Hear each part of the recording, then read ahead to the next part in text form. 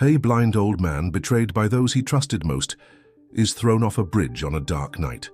When all seems lost, an unlikely horse defies the impossible and changes the course of history. The mansion in the most prestigious neighborhood of Atlanta harbored within its walls the history of Augustus Pearson. At 72 years old, the businessman who had revolutionized the construction industry in Georgia now dedicated his days to small rituals. Every morning his fingers traced the textures of the antique furniture as he walked through the house, a habit he had developed since losing his sight 5 years ago. On that particular October morning, something was different. The air seemed heavier, laden with omens that Augustus, even without sight, could sense. Seated in his favorite armchair in the study, his fingers glided over a folder of documents in Braille that his assistant Carrie had prepared. "Mr. Pearson, I've brought your tea," announced Carrie, her soft voice breaking the silence of the room. "And there's something else I need to show you." Augustus raised his face in the direction of the voice. Even without being able to see, his expressions still conveyed all the strength of his character. The white hair and time-weathered face told the story of a man who had built his empire with hard work and unwavering principles. "What have you found, Carrie?" he asked, sensing the tension in his assistant's voice. "It's the financial reports from the last 5 years of the company," she replied, placing more documents on the desk. "There are inconsistencies, sir.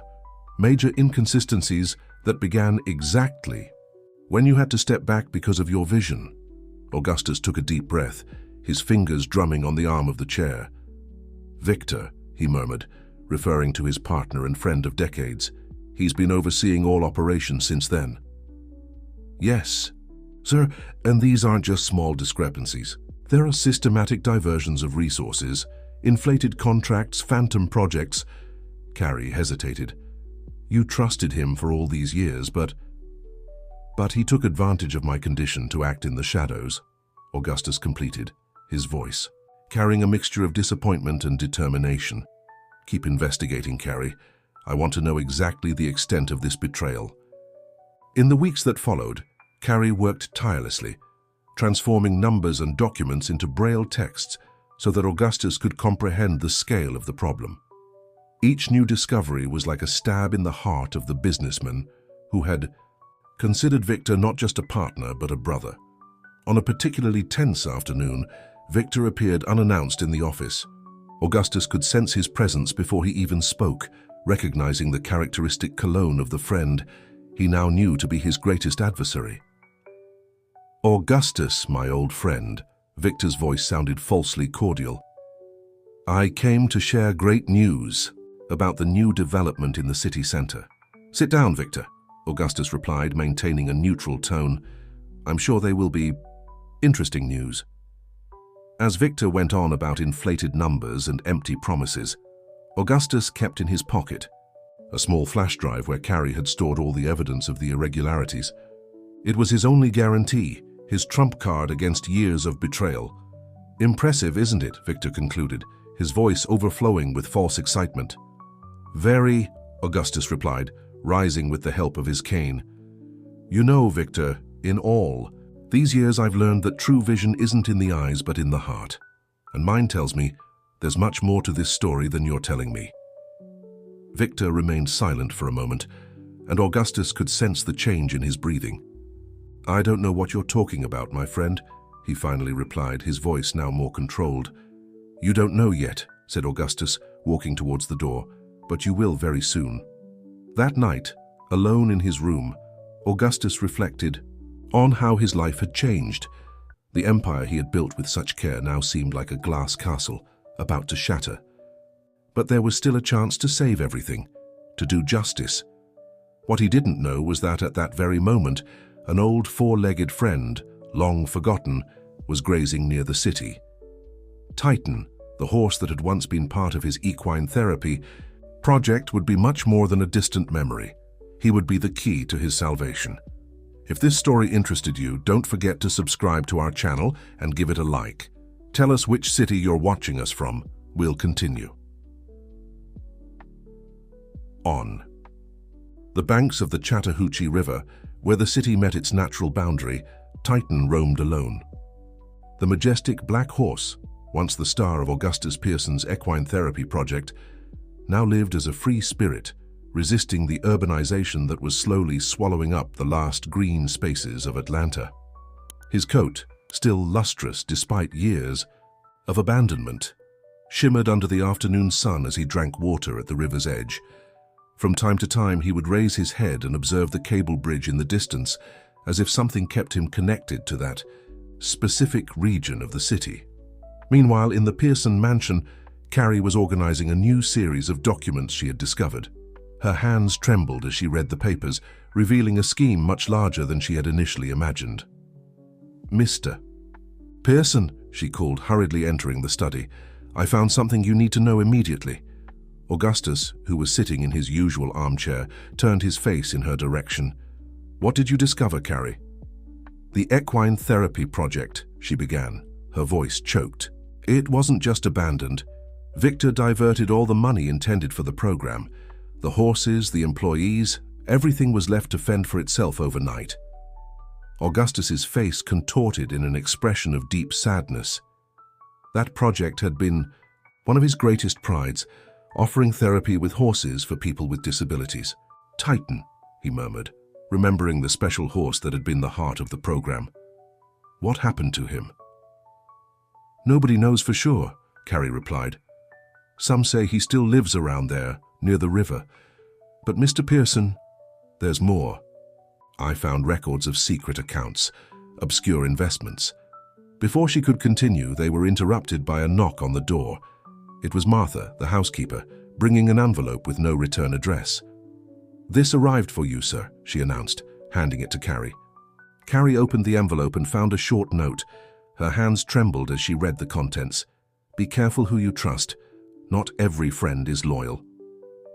"What does it say?" Augustus asked, noticing the change in his assistant's breathing. After hearing the contents of the note, Augustus remained silent for long moments.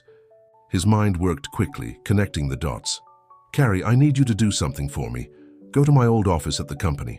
Look in the third drawer on the right. There's a red folder with documents that might help us." "But sir, it's past 6. The company is closed." "You still have your access card, don't you? It's important, Carrie. We need to act before it's too late." As Carrie left on her mission, Augustus received a call from Victor. The voice of his old friend sounded different, almost threatening. "Augustus, we need to talk," said Victor. "Tonight at the cable bridge, it's about the future of the company." "Why there, Victor? Why not at the office?" "I want privacy. At 9 o'clock. Come alone." After hanging up, Augustus remained motionless in his armchair, thinking. His life experience told him it was a trap, but he also knew this could be his only chance to confront Victor directly. In the late afternoon, near the river, Titan grazed peacefully when something caught his attention. His ears moved, picking up distant sounds of cars and voices. For some inexplicable reason, the animal began to move towards the bridge as if guided by an ancestral instinct. At the mansion, Augustus prepared for the meeting. He tucked the flash drive in his pocket and, against all prudence, decided not to tell anyone about his plans. He took his cane and called a trusted driver. "To the cable bridge," he instructed as he got into the car. The sun had already set, and a cold breeze was blowing when the vehicle began to move.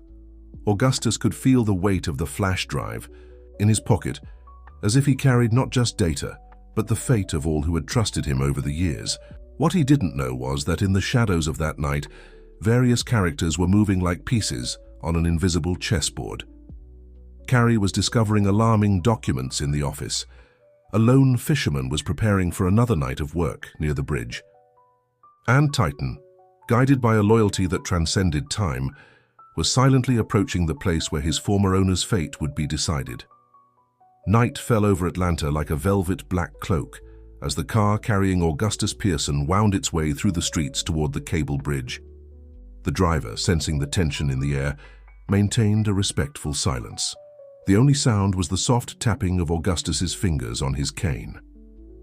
"You can stop here," Augustus instructed when he felt the car begin to climb the slight incline leading to the bridge. "Come back in an hour." "Are you sure, Mr. Pearson? The place seems deserted at this hour." "I am," he replied firmly, his voice not betraying the apprehension he felt. "Just make sure to return at the agreed time." As he got out of the car, Augustus was greeted by the cold night breeze. His other senses, sharpened by his lack of vision, picked up every nuance of the environment. The distant sound of the river waters below, the wind whistling through the bridge's steel cables, and the characteristic smell of damp earth rising from the river. Not far from there on the riverbank, a lone fisherman prepared his equipment.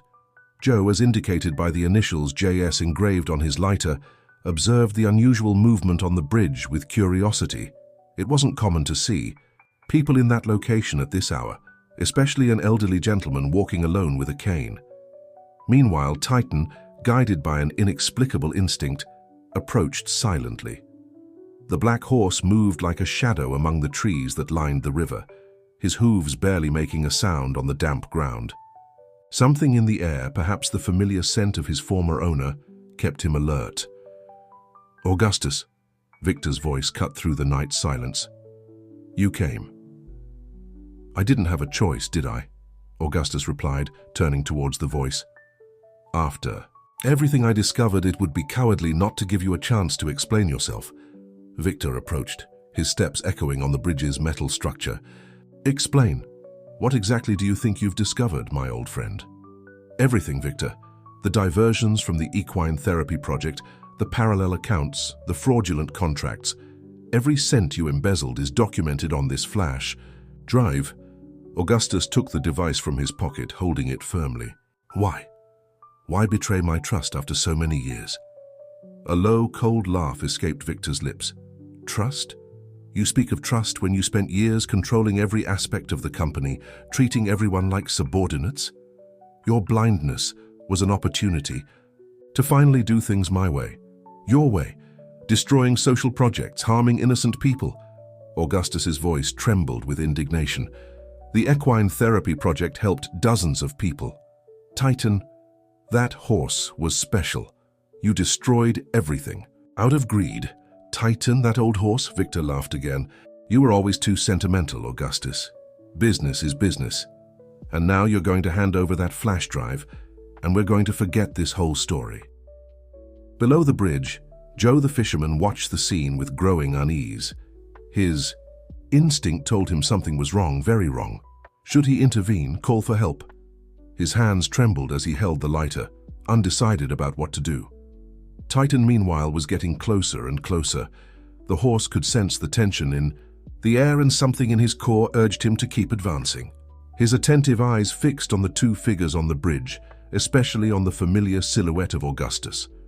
"Never," Augustus replied, his voice firm. "You will answer for your actions, Victor. Justice will be served." "Justice?" Victor's voice took on a threatening tone. "You still haven't understood your position, have you? Look at yourself, a stubborn old blind man thinking you can threaten me." In a quick movement, Victor advanced towards Augustus. The old man, even without seeing, sensed the threatening approach and tried to back away. His cane hit the bridge's protective railing, and he felt the void at his back.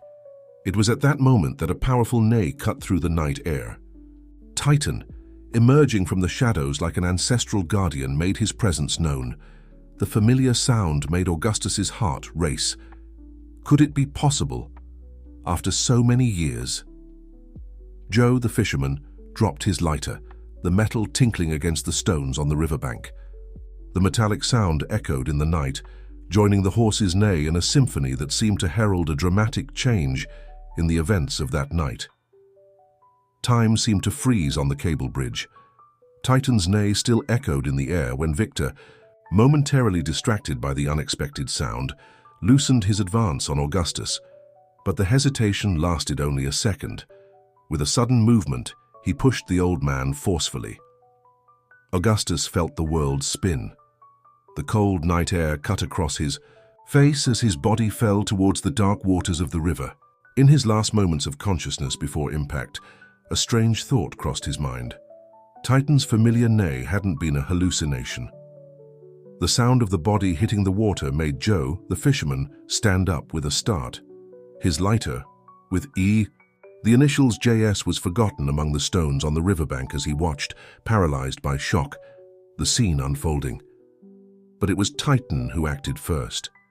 The majestic black horse, driven by a loyalty that transcended time, galloped towards the river. His powerful hooves raised splashes of water as he advanced, determined to reach his former owner. On the bridge, Victor observed the scene with a disturbing calmness. In his mind, everything was resolved. A disoriented, blind old man had suffered a tragic accident.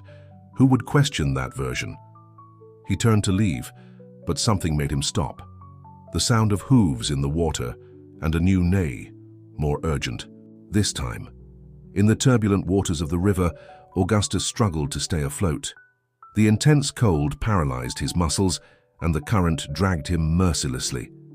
His years of swimming in his youth meant little now, when the darkness was total and orientation impossible. It was then that he felt something solid touch his arm, something warm, alive. Without hesitation, his fingers closed on the wet hairs of Titan's mane. The horse, demonstrating extraordinary strength and determination, began to swim towards the shore, pulling Augustus with him. Joe, finally emerging from his state of shock, ran along the bank following the improbable rescue. His hands trembled as he searched for his cell phone in his pocket, debating internally about what he should do. Meanwhile, in the company office, Carrie made an alarming discovery. Among the documents in the red folder, she found records that went far beyond simple financial diversions. There was evidence of a much larger scheme involving powerful people and large sums of money. "My God," she whispered, her hands trembling as she held the papers. "Mr. Pearson needs to see this immediately." Back at the river, Titan finally reached the shore. Augustus, soaked and shivering, but alive, clung to the exposed roots of a tree for support. His body ached, but his mind was extraordinarily clear. "Titan," he called softly, extending a trembling hand in the direction of the sound of the horse's heavy breathing. "You came back." The animal approached, allowing his former owner to touch his wet muzzle. It was an unlikely reunion, a connection that neither time nor circumstances had managed to break. Joe, observing the scene from afar, finally made his decision.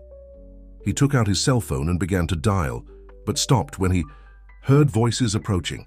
Frightened, he disappeared into the darkness, leaving behind not only his lighter, but also the weight of the responsibility of what he had witnessed. Augustus, still embracing Titan, felt the flash drive in his pocket. By some miracle, the device was still there, protected by a waterproof case that Carrie had insisted on using.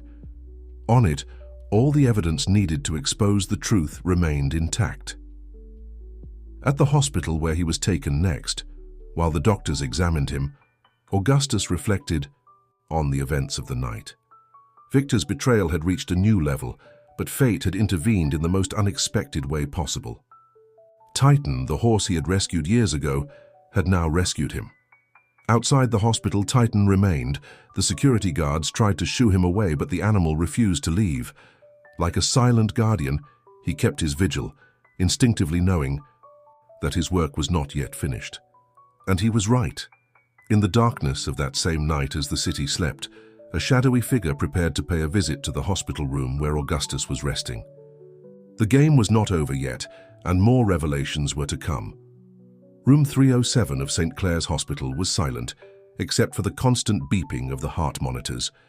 Augustus, still recovering from the events on the bridge, slept a restless sleep. Outside the window on the third floor, Titan's occasional neigh could be heard, like an improvised lullaby. The hospital security guards had already given up trying to remove the horse from the vicinity. The animal had found a perfect spot in the garden, under Augustus's window, and nothing seemed capable of moving him from there. Some staff members, touched by the display of loyalty, had even started bringing water and hay for him. "It's amazing, isn't it?" commented a nurse to her colleague, observing Titan through the window of the nursing station. "They say he saved the patient in 307 from drowning." "Sounds like a movie story," replied the other, organizing medications. "But something strange is going on. I saw a suspicious man lurking in the hallway earlier, saying he was a nurse, but I didn't recognize him from the staff. At that moment, Carrie hurriedly entered the hospital carrying a folder full of documents. Her discoveries at the office couldn't wait until morning. When she reached Augustus's room, she found him awake, sitting up in the hospital bed. "Mr. Pearson," she called softly, closing the door behind her. "You won't believe what I found." "Carrie," he responded, turning his face in her direction. "From your tone of voice, I imagine it's important news." "More than important," she replied, sitting down beside the bed. "They're documents that prove the embezzlement from the equine therapy project was just the tip of the iceberg. Victor was using the company's structure for a much larger scheme." As Carrie explained her discoveries, a movement in the hallway caught one of the nurses' attention. A man wearing hospital uniform walked determinedly towards room 307, carrying a tray with medications. In the garden, Titan suddenly became agitated. His ears moved, catching sounds that humans couldn't hear, and his neigh became more urgent, more alarmed. "What was that?" asked Augustus, interrupting Carrie upon hearing Titan's distressed neigh. Before she could answer, the door to the room opened. That man who introduced himself as Dr. Smith entered carrying a tray. "Time for your medications, Mr. Pearson," he announced with false cordiality. Carrie frowned. Strange, the nurse just brought his medicines less than an hour. "Hugus." The fake nurse hesitated for a moment, but quickly regained his composure. "Ah, these are complimentary. Special prescription from Dr. Mendez." At that instant, Titan began to neigh frantically, stomping his hooves against the garden ground, with such force that the sound echoed throughout the hospital. The noise caught the attention of the security guards and medical staff. "That horse is too agitated," commented one of the guards, approaching the window. It was then that he noticed something strange through the glass. "Hey, that's not the correct hospital uniform." Inside the room, Augustus sensed the tension in the air. Years of business experience had sharpened his ability to sense when something was wrong. "Carrie," he called calmly, "please, check this nurse's badge." The Kia man, seeing himself cornered, let the tray fall. The sound of metal hitting the floor coincided with another desperate neigh from Titan. At that moment, the hospital security guards, alerted by the horse's behavior and the suspicious situation, entered the room. The fake nurse was quickly restrained, and in his pockets they found a vial with suspicious substances. "Mr. Pearson," said one of the guards, "you're safe now. This man is not a hospital employee."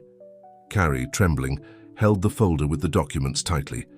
"Mr. Pearson, I think Victor is more desperate than we imagined." "Yes, Carrie," Augustus replied, his voice calm despite the situation. "But he made a crucial mistake.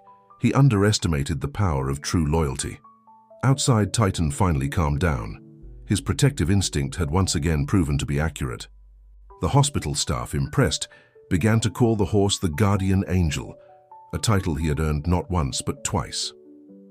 As the police were called to deal with the imposter, Augustus reflected on how his life had changed in the last 24 hours. The flash drive in his possession, the documents discovered by Carrie, and now this new frustrated attempt by Victor, all pointed to an outcome that promised to be even more surprising than anyone could imagine.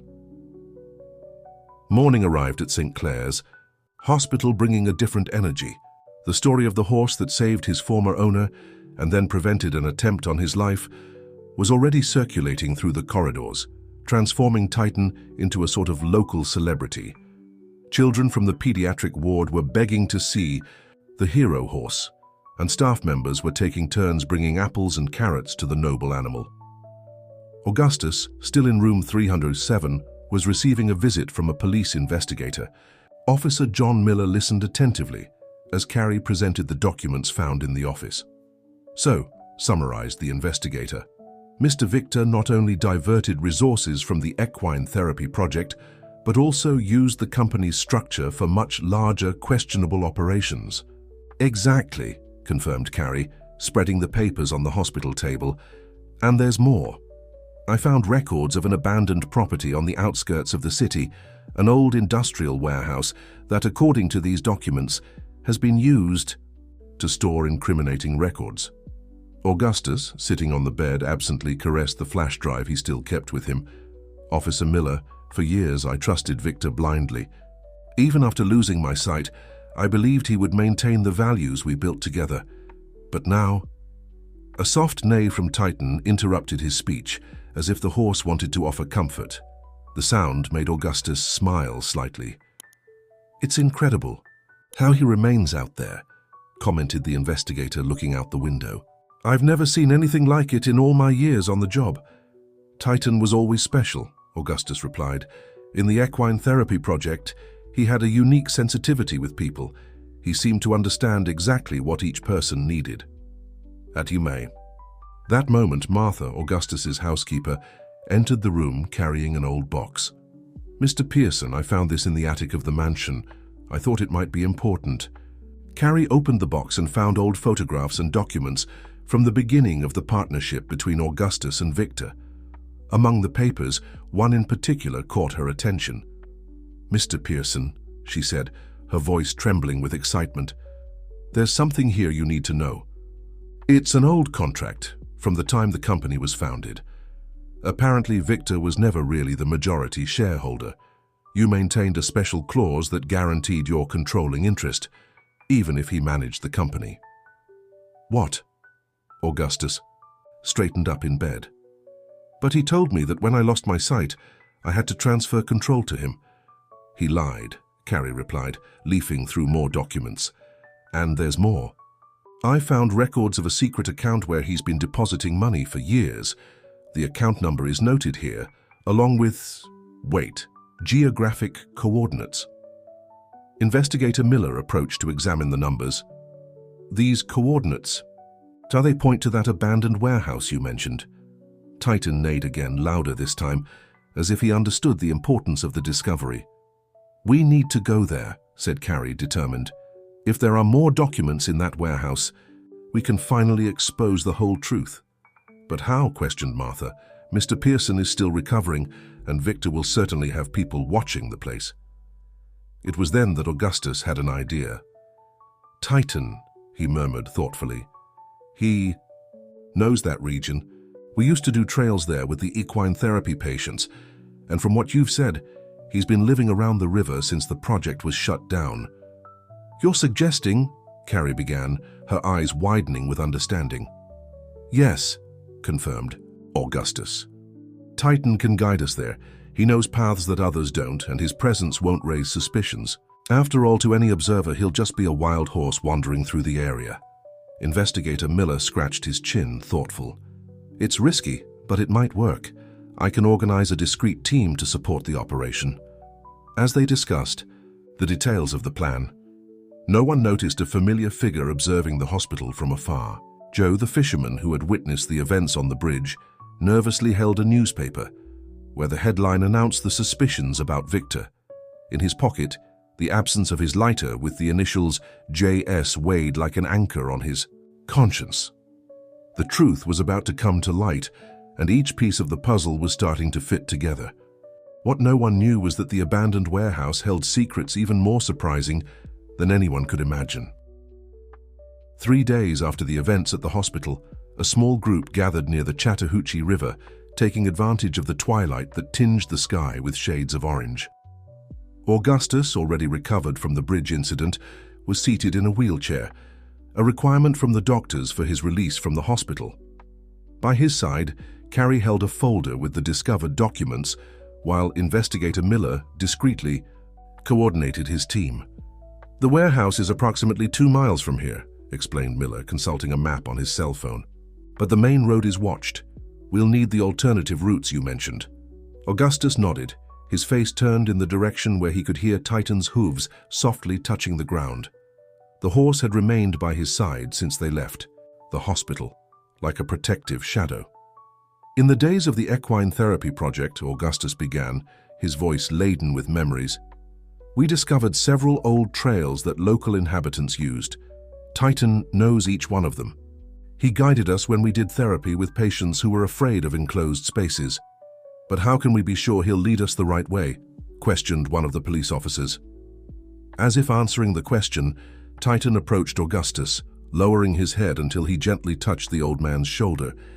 The gesture, so full of gentleness and understanding, moved those present. "He understands more than we imagine," said Carrie, who in recent days had repeatedly witnessed the incredible connection between the animal and his former owner. Miller organized the operation.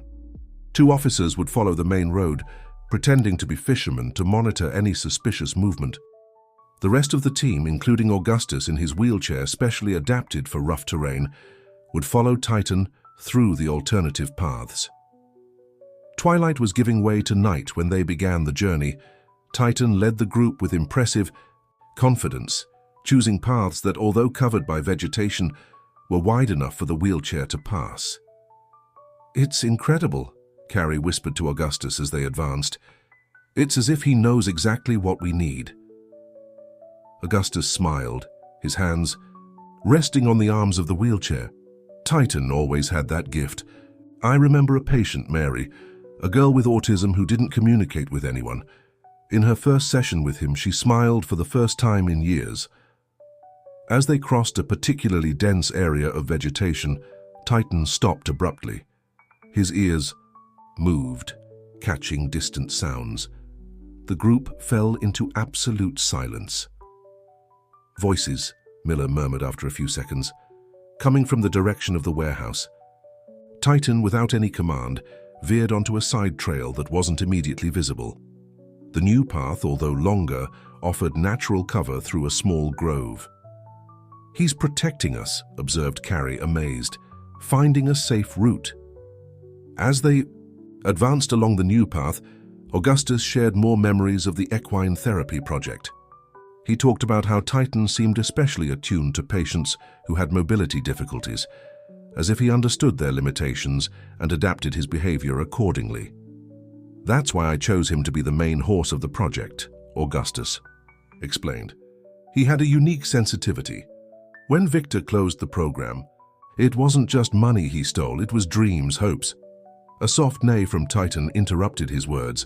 The horse had stopped again, but this time his posture was different. Miller approached cautiously and saw through the vegetation the structure of the warehouse less than 100 yards away. "We've arrived," he announced in a low voice. And thanks to our guide, no one saw us. The warehouse, an old metal and concrete construction, was partially illuminated by some external lamps. 2 pickup trucks were parked near the main entrance, confirming that the place was occupied. The men watching the main road reported that Victor arrived about an hour ago, one of the police officers informed via radio. Augustus clutched the flash drive in his pocket. "He must be destroying evidence. We need to act quickly." Titan, as if understanding the urgency of the situation, began to move again, this time skirting the perimeter of the warehouse. His hooves, which would normally make considerable noise on the rocky ground, seemed to touch the ground with supernatural softness. "There," Carrie pointed in a whisper, "a side entrance, partially covered by vegetation." The group positioned themselves following the established plan. What they would find inside the warehouse was still a mystery, but one thing was certain. Thanks to Titan's incredible guidance, they had the element of surprise on their side. The interior of the warehouse was a labyrinth of shadows and flickering light. Through the side entrance, the group could hear agitated voices and the sound of papers being hastily manipulated. Investigator Miller silently organized his team, while Carrie positioned Augustus's wheelchair in a safe location, protected by an old metal structure. "They're in the makeshift office," whispered one of the police officers after a quick observation. "They seem to be sorting documents." Titan, who had stayed outside as planned, suddenly began to neigh and stamp his hooves on the ground, creating a natural distraction that caught the attention of the warehouse occupants. "What's that noise?" Victor's tense and irritated voice was heard. "Go check." Footsteps approached the main entrance while Miller and his team moved silently through the shadows. The plan was working perfectly. Titan was creating the necessary distraction. In the improvised office, Victor continued his frantic search. "Where's that red folder?" His voice echoed through the metal structure. "We need to find it before—" "Looking for this, Victor?" Augustus's firm voice cut through the air, making everyone turn. There he was in his wheelchair with Carrie by his side, holding the red folder they had found in the mansion. Investigator Miller and his men emerged from the shadows, blocking all exits. Augustus. Victor seemed genuinely shocked. How did you get here? Let's say I had help from an old friend, Augustus replied, a slight smile on his lips as he heard another neigh from Titan in the background. The same friend you abandoned when you destroyed the equine therapy project. Carrie began to examine the documents scattered on the makeshift table. Her eyes widened with each new discovery. Mr. Pearson, there's much more here than we imagined. Fake contracts, records of diversions, and... Wait, this is interesting. What did you find? Asked Miller, approaching. A property record, she replied, holding a yellow document. The warehouse, it originally belonged to Mr. Pearson's family. Victor never had the legal right to use it. Victor, cornered, let out a nervous laugh. And what does that matter now? You can't prove anything, Augustus. Your word against mine, a blind old man against a respected businessman. It's not just his word. A new voice emerged from the entrance. It was Joe, the fisherman, holding his lighter marked with the initials. Shamison, I saw everything that night on the bridge. I saw what you did or tried to do. Victor's face paled. His perfect plan was crumbling before his eyes. You know, Victor, Augustus continued, his voice calm but firm, you made a fundamental mistake. You confused kindness with weakness. You thought that because I lost my sight, I had also lost my essence, my principles. At that moment, as if on cue, Titan appeared at the side entrance of the warehouse. His imposing presence, illuminated by the moonlight entering through the cracks in the roof, created an almost mythical image. This horse, Augustus went on, that you considered just an unnecessary expense, an old animal that could be discarded, has taught me more about loyalty and courage in the last 48 hours than you have in decades of false friendship. Carrie continued to uncover more incriminating documents. There's something here about other social projects that were shut down, she announced. It wasn't just the equine therapy. There were daycare centers, rehabilitation centers. Enough, shouted Victor, his facade of calm finally breaking. You don't understand. I did what needed to be done. The company needed results, not charity. The company needed humanity, Augustus corrected, something you never understood. Investigator Miller gave a signal, and his men began to collect all the documents as evidence. Joe approached and handed over a written statement about the events on the bridge. As Victor was being led out of the warehouse, Titan approached Augustus. The old man extended his hand, touching the muzzle of the animal that had twice saved his life. Thank you, my friend, he whispered. You didn't just save me, but everything we built over the years.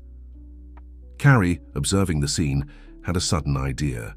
Mr. Pearson, what if we transformed this warehouse into something new, something that would honor the memory of the equine therapy project? A smile lit up the old man's face. You know, Carrie, I think Titan just showed us that sometimes we need to lose something to find an even greater purpose. Outside, the moon illuminated the Chattahoochee River. Its waters now witnesses not to betrayal, but to redemption. A new story was about to begin, and this time it would be built on the most solid foundations that exist: loyalty, love, and hope. The morning after the revelations at the warehouse, the Pearson mansion was buzzing with activity.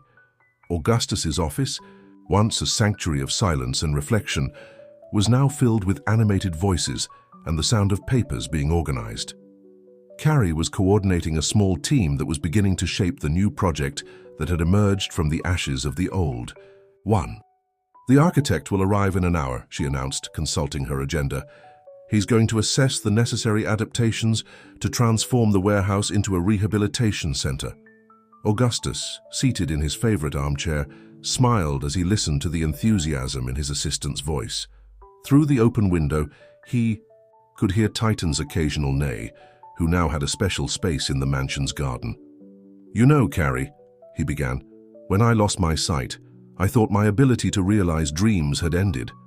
How ironic to discover that I needed darkness to see more clearly. Martha, the housekeeper, entered bringing a tray with tea and a surprise fresh carrots for Titan. The people in town won't stop calling, she commented. Everyone wants to know when the new center will start operating. The story of the hero horse has spread like wildfire. And that's not all, added Carrie, picking up a newspaper. Today's headline, Businessman Revolutionizes Rehabilitation Concept in Atlanta. There's even a photo of Titan. Joe, the fisherman who had been invited to participate in the meeting, observed everything with wonder. His testimony had been crucial in clarifying the events on the bridge, and now he found himself part of something much bigger. "Mr. Pearson," he said timidly, "I never thought my small act of courage could help build something so beautiful. Every act of kindness, Joe, no matter how small it may seem, has the power to change lives," Augustus replied. "It was you who taught me that." At that moment, Investigator Miller arrived, bringing important news. "Mr. Pearson, all the documents found in the warehouse have been catalogued. What we discovered goes far beyond financial diversions. There were entire community center projects that never got off the ground because Victor blocked the resources. Then we'll resurrect them one by one," Augustus declared firmly. "But this time, we'll do it differently. Each project will have direct supervision from the community it will benefit." Carrie opened her laptop and began to present the initial planning for the new center. "We thought about dividing the space into 3 main areas: equine therapy, physiotherapy, and a support center for elderly people with visual impairments. And of course, Titan will be our main star." As if understanding that he was being mentioned, the horse approached the office window, his majestic head appearing through the curtains swaying in the breeze. "And there's more," Carrie continued, her face lit up with enthusiasm. "Several former patients from the old equine therapy project have already volunteered. Mary, that girl with autism you mentioned, she's studying veterinary medicine now and wants to do her internship with us." Augustus felt tears of emotion forming in his eyes. "You see, Titan," he spoke towards the window, "you didn't just save one life that night. You gave us the chance to save hundreds of them." The group spent the following hours discussing project details. The architect arrived and was delighted with the idea of incorporating elements of nature into the center's design, creating spaces that would allow total integration between patients and the therapeutic environment.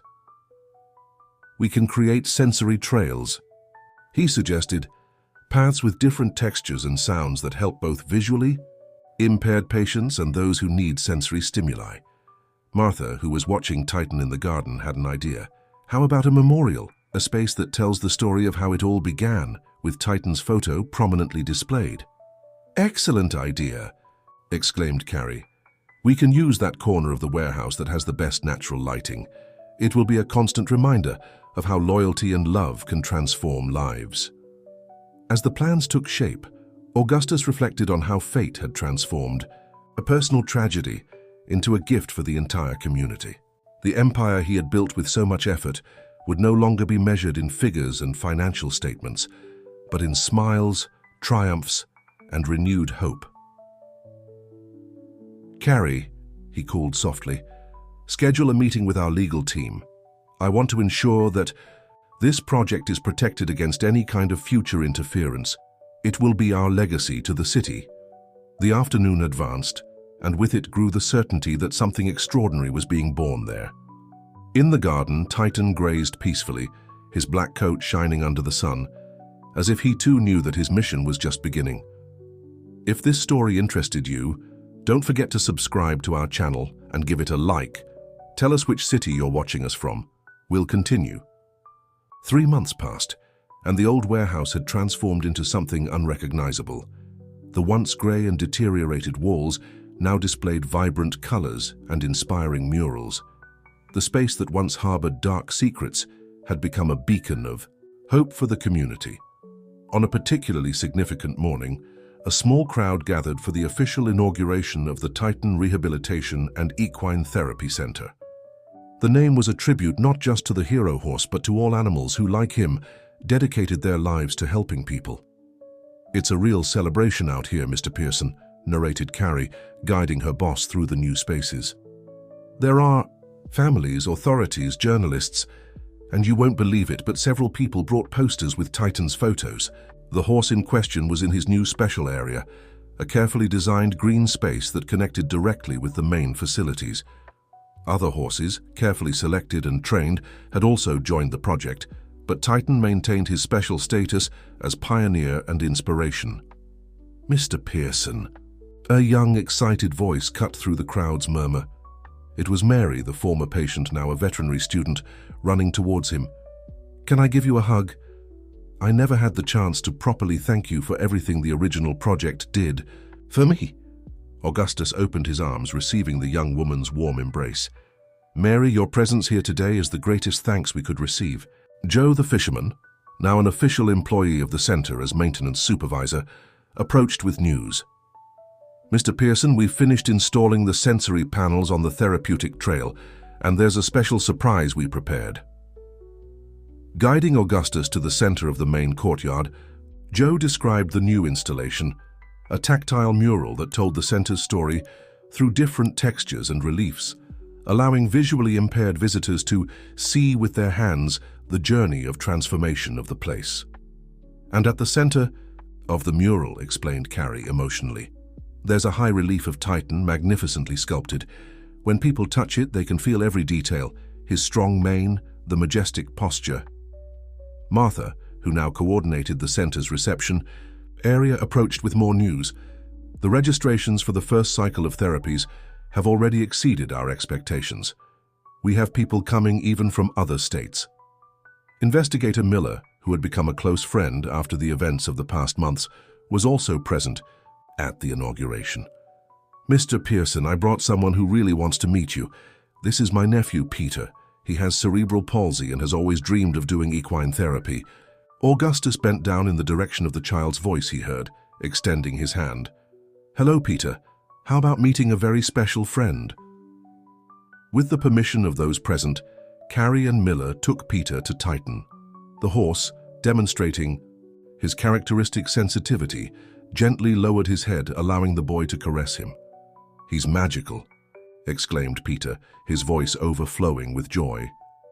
"Yes, he is," agreed Augustus, smiling as he heard his equine friend's soft neigh. "And do you know what his greatest magic is? It's making us believe that there's always a new beginning." The inauguration ceremony was marked by emotional moments. Mary gave a touching speech about how equine therapy had changed her life. Joe shared his perspective on how a simple act of courage can trigger a wave of positive transformations. But the most special moment was when Augustus, with Carrie's help, revealed one last surprise: the creation of a special fund to ensure the project's continuity.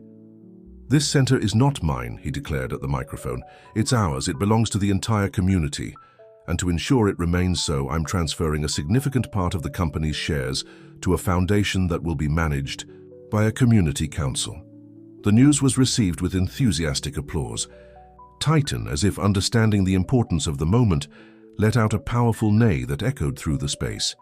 "Look at that," commented Carrie, laughing. "Even he wants to participate in the speech." As the celebration continued, Augustus reflected on how life had surprising ways of correcting its course. Victor's betrayal, which could have destroyed everything, ended up being the catalyst for something much greater and more meaningful. At the end of that memorable afternoon, when most of the guests had already left, Augustus remained in the courtyard with Titan. The sun was setting, painting the sky in golden hues as horse and man shared a moment of silent communion.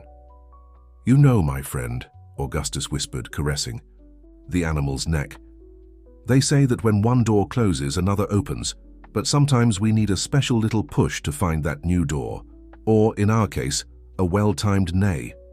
6 months after the inauguration of the Titan Rehabilitation and Equine Therapy Center, the place had become a true landmark in Atlanta. On a particularly pleasant spring morning, Augustus was sitting in his new office at the center, now adapted with assistive technologies that allowed him total autonomy. "Mr. Pearson," called Carrie, entering the room with her usual energy, "I just received incredible news. Remember that report they did about the center last month? It's been selected for an International Humanitarian Journalism Award." The old man smiled, adjusting himself in his chair. "And I imagine the protagonist of the story was our four-legged friend?" Exactly, she confirmed, laughing. Titan has become a real celebrity, but the most important thing is the impact the report is having. We've received contacts from 5 different states wanting to replicate our care model. Through the open window, one could hear the cheerful sound of children participating in equine therapy sessions. Peter, investigator Miller's nephew, had become one of the program's most inspiring success stories. In just 6 months, his progress in motor coordination had exceeded all medical expectations.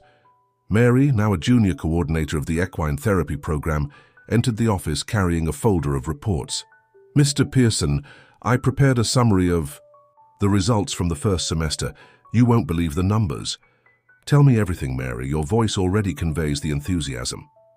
"We've served 157 regular patients, conducted 48 training workshops for family members, and most impressively, 92% of participants showed significant improvements in their conditions."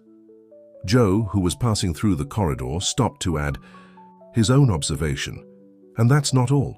That therapeutic garden we started as a pilot project, it's already supplying vegetables to 3 daycare centers in the region." Augustus absorbed each piece of information with his heart overflowing with joy. The center had become much more than a treatment facility. It was a living, pulsating community where stories of overcoming multiplied daily.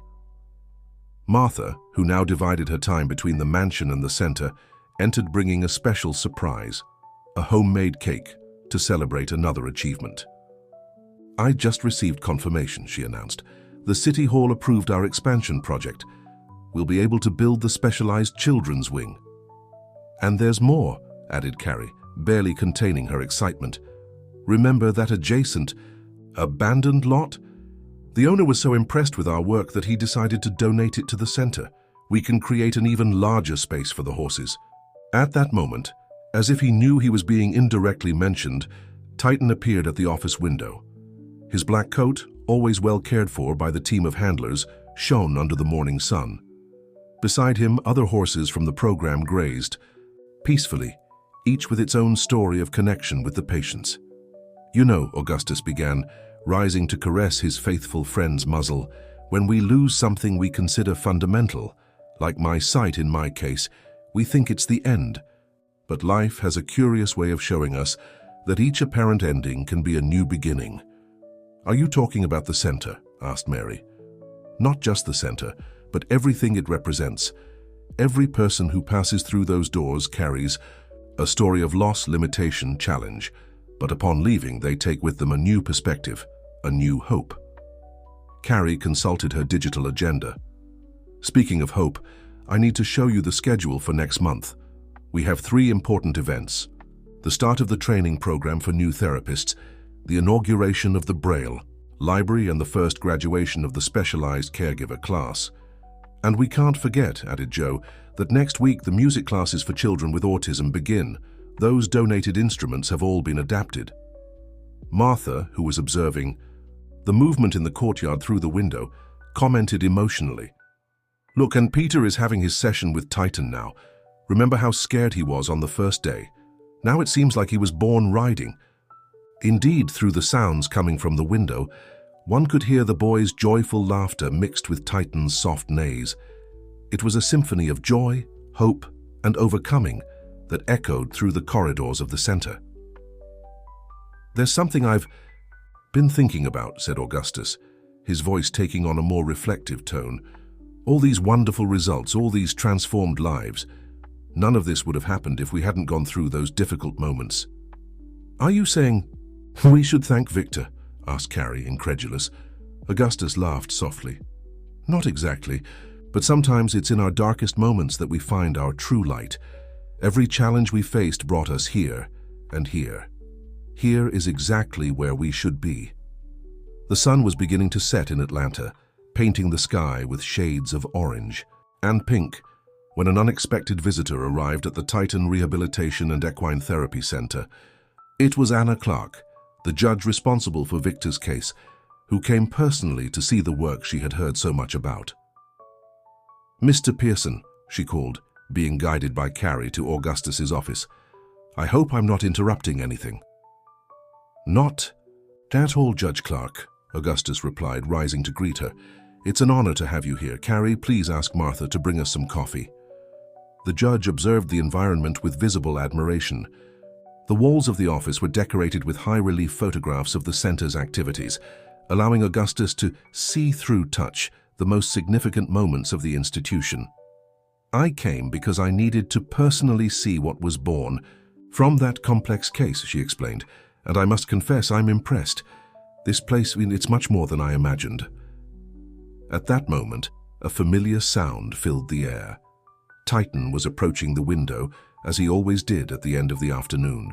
The judge couldn't contain an exclamation of surprise upon seeing the majestic animal.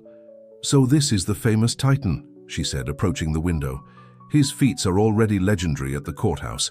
The staff still talks about the hero horse that saved his owner and then prevented a crime at the hospital. Titan taught us that true justice isn't just in written laws but in acts of love and loyalty," Augustus responded, his voice laden with emotion. Mary entered the office bringing more exciting news. "Mr. Pearson, I had to share this immediately. Peter took his first steps alone today. The doctors say the equine therapy accelerated his recovery by months." The judge, visibly moved, listened as Mary recounted how the center was changing lives. Joe, who also joined the conversation, shared stories of other extraordinary transformations he had witnessed. "And it's not just the patients who are transformed," he explained. "I myself am proof of that. From a simple fisherman who was afraid to get involved, I became part of something much bigger." Martha arrived with the coffee and more encouraging news. "The Federal University just approved our partnership. We're going to receive medical, physiotherapy, and veterinary students for specialized internships." "Look at that," commented the judge. "How a situation that could have ended up as just another case in court has transformed into a project that benefits the entire community." Augustus smiled, taking his cane to walk to the window. "You know, Judge Clark, I learned that sometimes we need to lose something to gain much more. My sight is gone, but in exchange, I gained a new way of seeing the world." Outside, the sound of the day's activities was gradually diminishing. The last patients were saying goodbye, horses were being led to their stables, and a serene peace began to envelop the center. "Mr. Pearson," Carrie called softly, "would you like me to read you the letter we received today? It's from a mother whose son started treatment last month." "Please," he replied, settling into his armchair. Carrie began to read. "Dear Mr. Pearson, when I first brought my Lucas to the center, he didn't speak, didn't smile, lived in his own world. Yesterday, after just 4 weeks of therapy with Titan, he said his first word. Do you know what it was? Horse. To many it might seem like something simple, but for us it was a miracle." The judge discreetly wiped away a tear as Carrie continued. Reading, Joe, who was near the window, noticed that even Titan seemed to be paying attention, his ears moving in the direction of the voice reading the letter. "That's why I always say," Augustus continued after the reading ended, "that this center is not just a place of treatment. It's a space of rebirth, where each person discovers their own strength through the unconditional love of these extraordinary animals." "And to think it all started with an act of loyalty," reflected the judge. "A horse that didn't forget his former owner, that didn't give up even when everyone else had." Mary, who was caressing Titan's muzzle through the window, added, "It's like Mr. Pearson always says, true vision isn't in the eyes but in the heart." Twilight was advancing, and the first stars were beginning to dot the Atlanta sky. At the Titan Rehabilitation and Equine Therapy Center, another day of transformations was coming to an end. But the seeds of hope planted there would continue to flourish, touching lives and rewriting stories, one person at a time.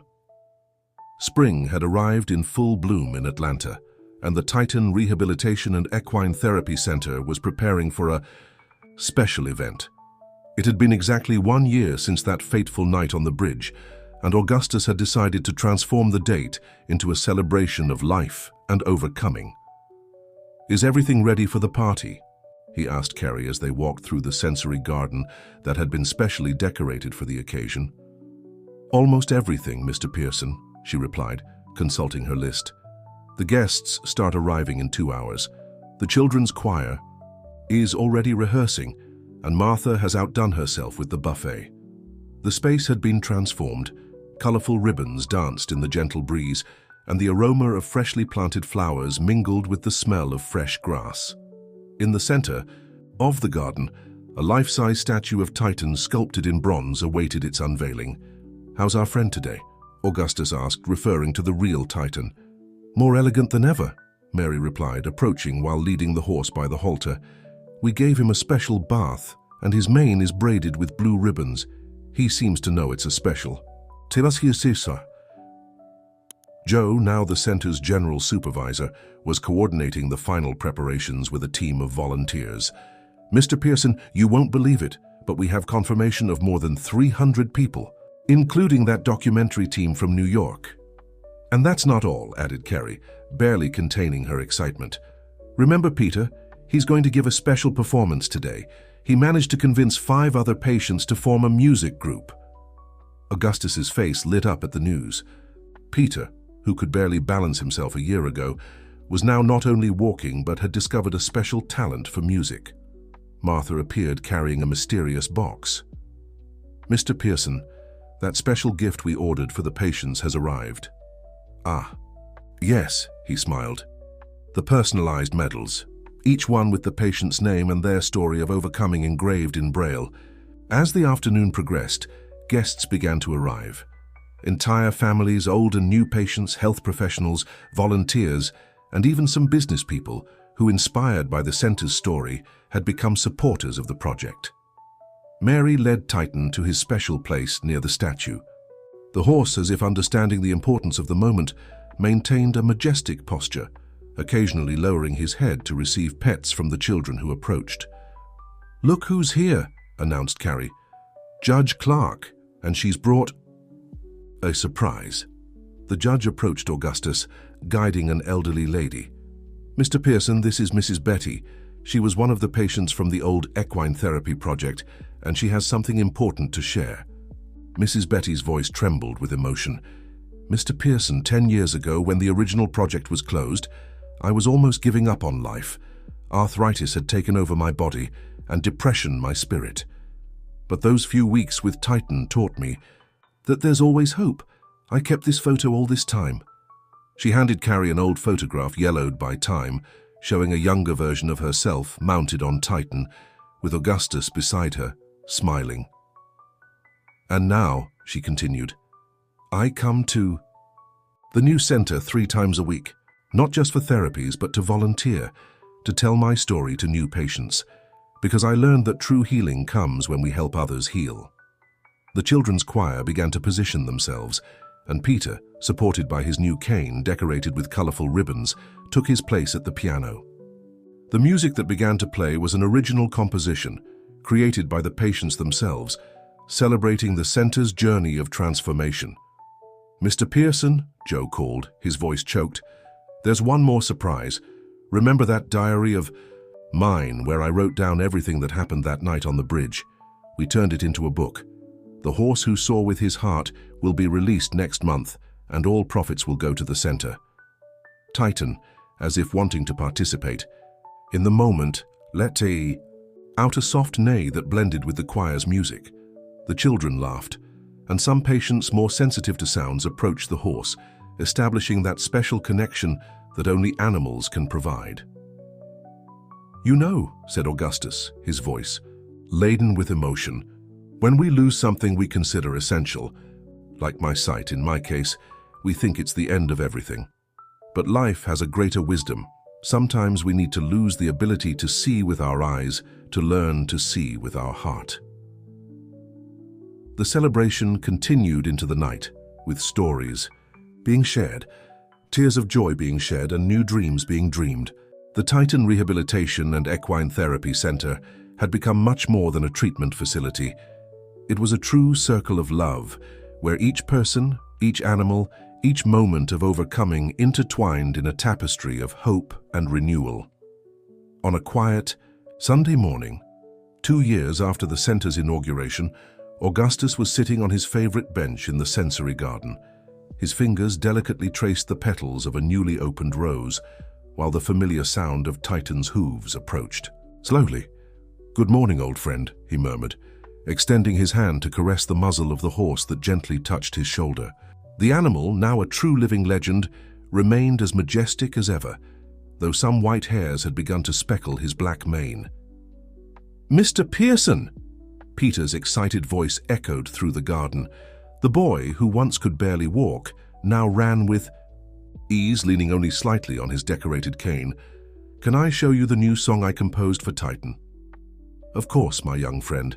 But first, tell me how your presentation at school went yesterday." "It was incredible," exclaimed Peter, sitting next to Augustus. "Everyone was moved when I told the story of the center. And you know what's best? 3 of my classmates signed up as volunteers." Carrie appeared, bringing the day's mail. "Mr. Pearson, the official confirmation has arrived. We've been chosen as a model center for an international project of animal-assisted therapies. They're going to implement our methodology in 5 countries. Augustus's face lit up at the news. "Who would have thought, Titan? Your lessons of love and loyalty crossing borders?" Mary approached with more exciting news. "And there's more.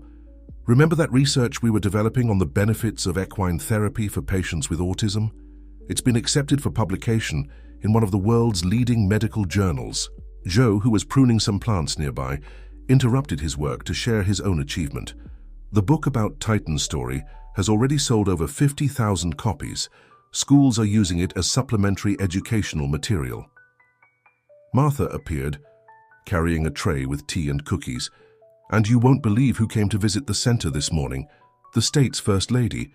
She was so impressed that she wants to implement our program in all the major cities of Georgia." As they savored the tea, Peter began to play his new composition on the small portable piano he carried with him. The soft melody attracted other patients who were nearby, and soon a small group formed around them.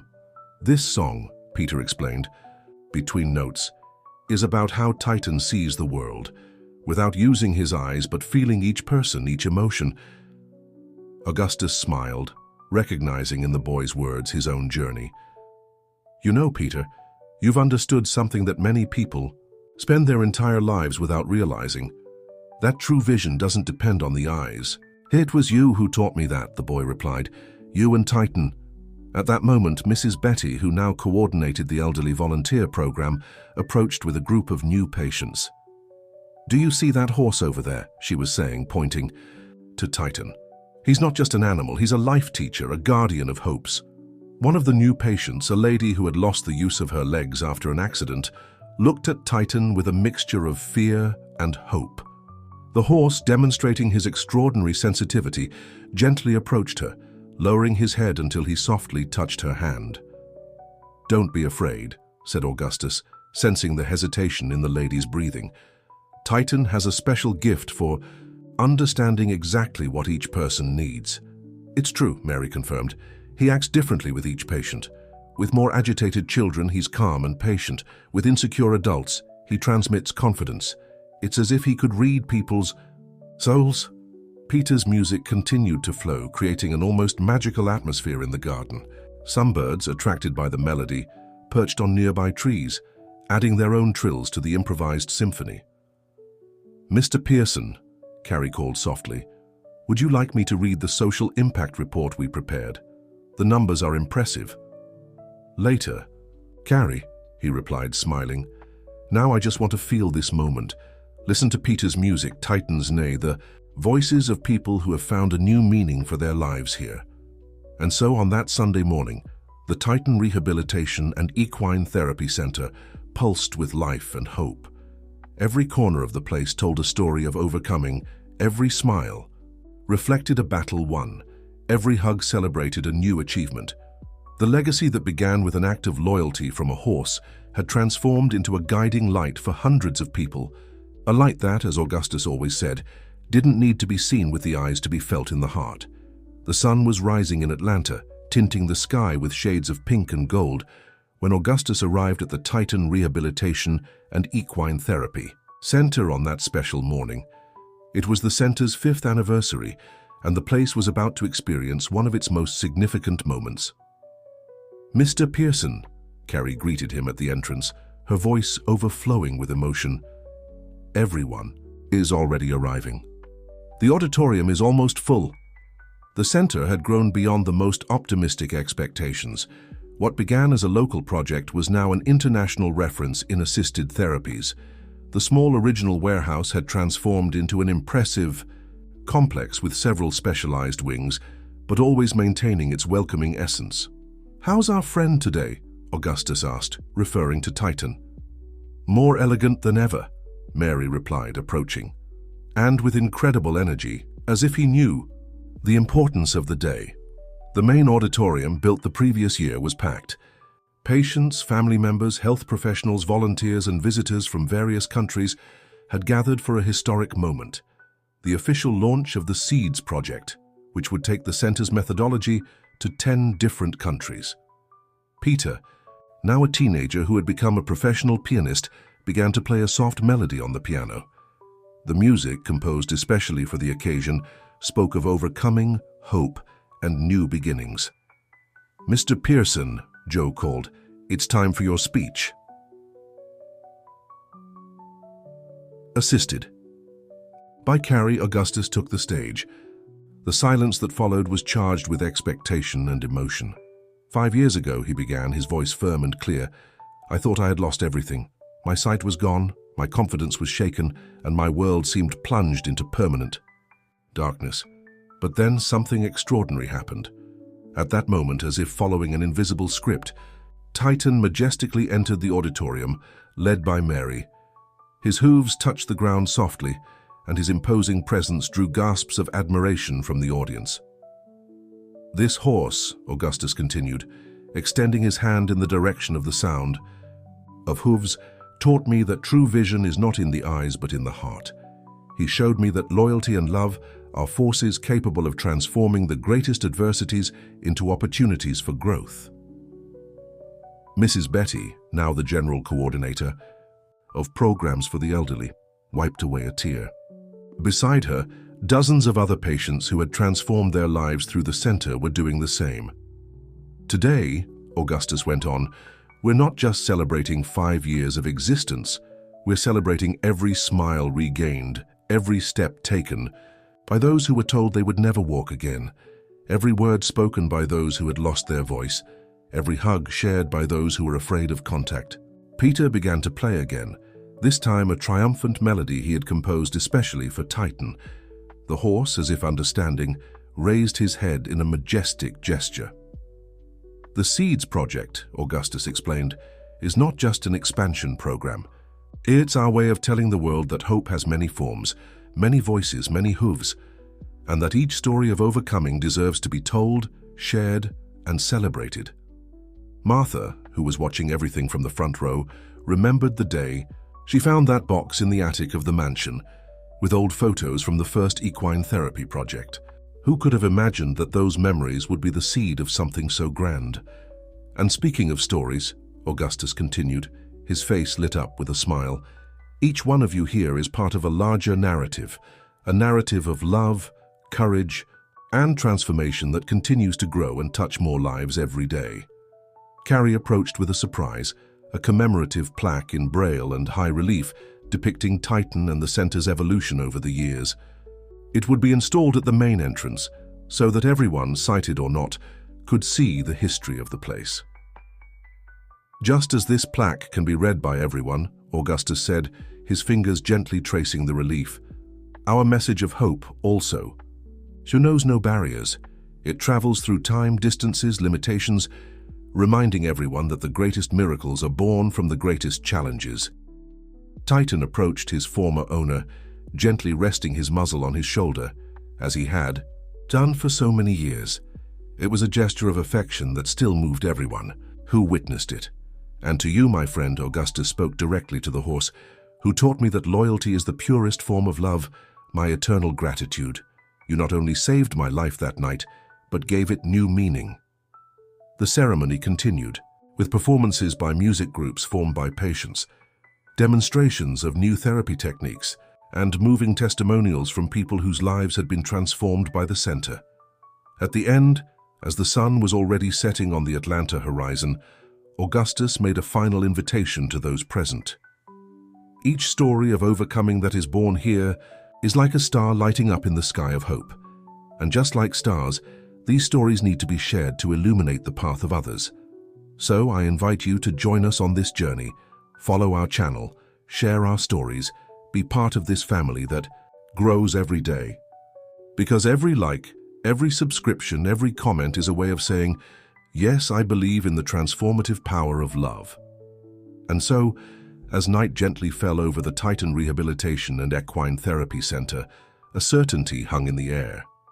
This was not just a place of treatment, but a beacon of hope that would continue to shine, inspiring and transforming lives for generations to come. End of story. Dear listeners, just as Titan and Augustus taught us that true vision comes from the heart, we invite you to see beyond the words of this story. To continue this journey of transformation and hope, we have a channel full of equally inspiring narratives. Subscribe now, hit the bell, and leave your like. Your stories of overcoming also deserve to be heard, so share your experiences in the comments. Together, we can build a world where loyalty, love, and overcoming illuminate all paths.